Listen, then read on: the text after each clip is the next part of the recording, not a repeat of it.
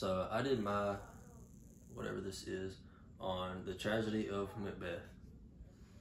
Macbeth is a fascinating medieval story that is based partly on a true historical event that's dated back to the 1600s.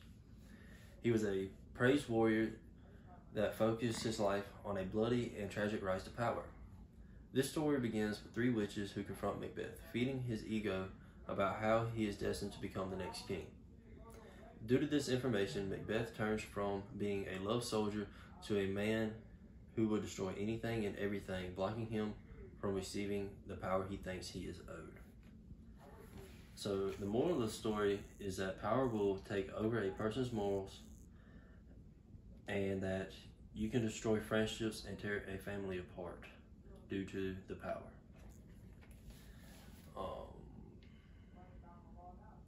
So he's a praised soldier who gets home from a war and listens to three witches who tell him at a prophecy where he will become king.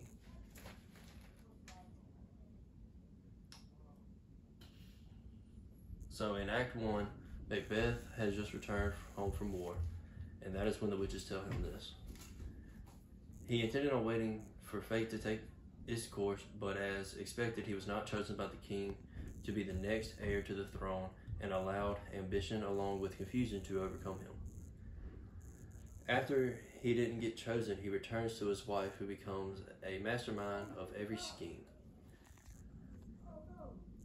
His wife thinks the quickest way to the top was to kill King Duncan, and she chose to do it when he came over to the castle to visit Macbeth.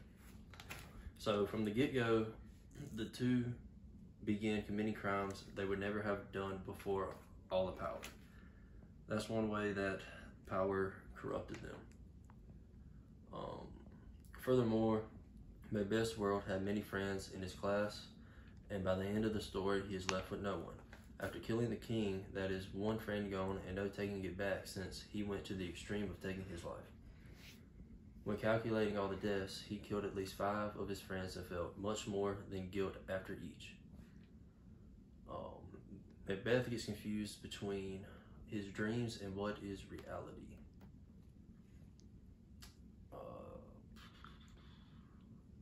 To add to losing the sight of every moral he had throughout his entire life, just in the first 2 murders, he also lost 2 of his closest companions.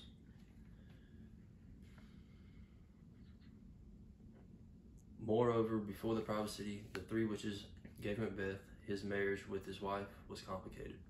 The two seemed in love, using language seen to be playful and intimate, and it was just the 2 of them in a huge castle. The 2 were on the same when it came to power. That is proven through the actions both take together in order to fulfill a so-called prophecy. Okay. When reading the play, Macbeth goes to his wife to tell her the great news. They are both filled with excitement until he does not receive the heir from King Duncan. A switch flips in the wife more than Macbeth, causing her to force her husband to commit awful crimes, talking about murder, that she takes part in as well. After all the murders, there was simply no going back to the way their lives were before. Due to this, Macbeth was torn apart mentally and physically, while his wife was still only focused on the power. Something like murders has time and time again destroyed families, and as expected, it tore the Macbeth family to shreds. So in conclusion, Macbeth was a young gentleman who had a bright future in making a family and raising his children to become just like him, if not better than he was. Unfortunately, his life ended before his wife and him could enjoy of building their own family. The sole reason they could not fulfill this is because of the greed Macbeth and his wife had with power. After discussing this story, audiences can see that through the desire for power, Macbeth lost sight of his morals, lost friendships, and tore his family apart before they could be happy.